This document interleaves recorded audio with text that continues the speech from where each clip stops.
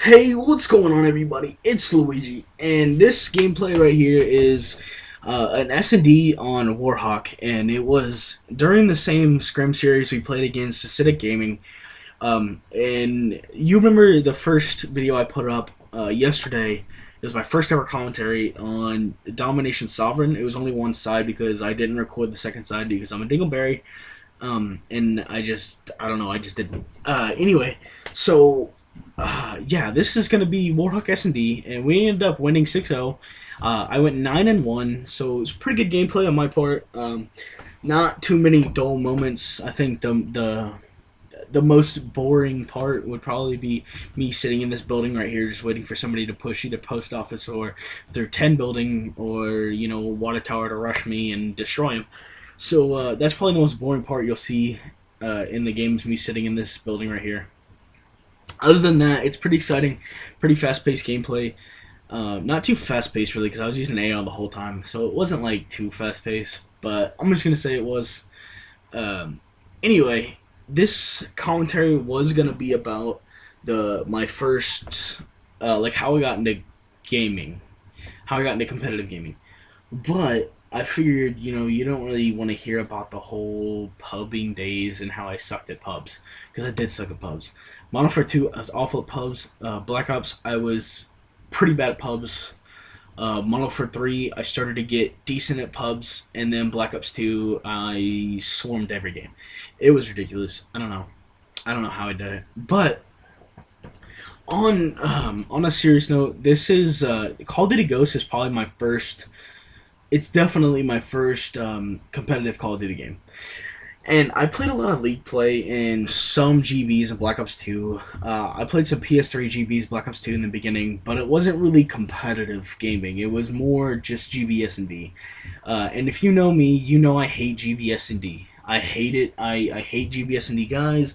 I hate people that just play GBS and D. I hate people that just play, GB variant all day long. I hate it. Sorry about the lag right there. I think it was the game lagging, but I'm not sure. Yeah, I don't like it, and it really makes me mad whenever people put MLG in their Twitter name when all they do is play GBS and D. That really grinds my gears, tickles my toes, rubs my dick in the wrong way. I hate it. It makes me so mad. I just want to punch myself in the face.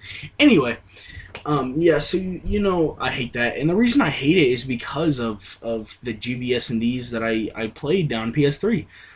I was terrible at it. I was always at the bottom of the leaderboards, and my team was always talking shit on me, and I was never really good at S&D. I've never really been a good S&D guy. But but then again, I've never been a free agent for very long, and the reason for that is I'm really good at respawns. There's just something about it, something about knowing where the enemy's going to come from, picking them off, and getting scores and caps and flags and all this other stuff that just makes sense to me. It just makes sense. I don't know why, but it does. So respawn, like hardpoint, I was anchor because I was the only one on my team that ever knew spawns. Let's see. CTF. I ran flags or I got middle map cutoffs and put people into spawn traps, just because I knew spawn traps. I knew how to get people into spawn traps. It makes sense to me. S&D doesn't make any sense to me. I don't know why. It just never has. In this game, it makes more sense than any other game that I've ever played. But Modern Warfare 2 and Modern Warfare 3, I just played pubs. I played World at War for a little bit. Hated that game. Wasn't too good at it. My friends were like, all my friends always played that game. They were always really good at it, and I was just terrible. I was awful at it, and it made me so mad. I just wanted to be good at Call of Duty, and I think that's where my drive to be the best was. Like I really think that's where it developed, was me doing that.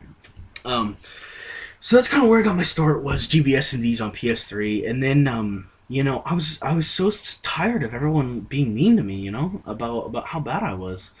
And so what I did was I told my dad I wanted an Xbox, and I told him all my friends play on Xbox at school, and I just wanted an Xbox, because that's what everyone played on. That's what all the good players play on. That's what the pros play on. That's what the top AMs play on.